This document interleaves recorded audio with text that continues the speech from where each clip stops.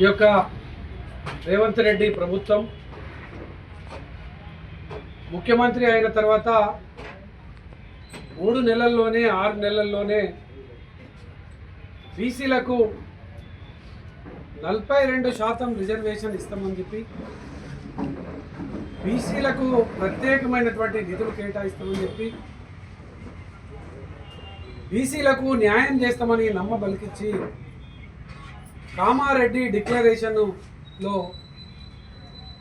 ప్రజలకు అనేక హామీలు ఇచ్చారు.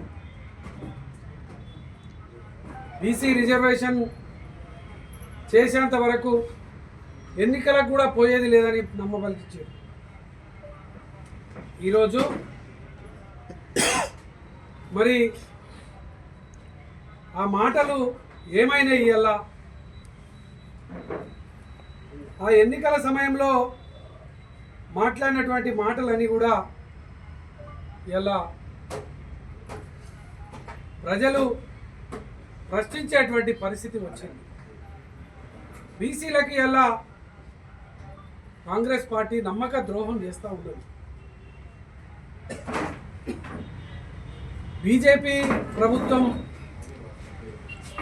9th షెడ్యూల్లో పెట్టడానికి అవకాశం ఉన్నా కూడా పెట్టడం లేదు. మరి ఆ రోజు ఈ యొక్క రేవంత్ రెడ్డికి ఈ కాంగ్రెస్ నాయకులకు మరి ఈ యొక్క జీవోలతోనూ అసెంబ్లీ తీర్మానాలతోనూ ఇది సాధ్యం కాదనేది తెలియదా? ఎందుకు ఈ నాటకాలు, ఎందుకు ఈ మోసాలు? మీ మోసాలను ఇలా ప్రజలు ఎండగట్టడానికి సిద్ధంగా ఉన్నారు. రాజ్యాంగ సవరణ ద్వారానే బీసీలకు న్యాయం జరుగుతుంది అనేది వాస్తవం, ఇది అక్షర సత్యం. అది మీకు తెలియదా? మరి బీజేపీకి తెలియదా? మరి ఎందుకు ఈ మోసం చేయడం?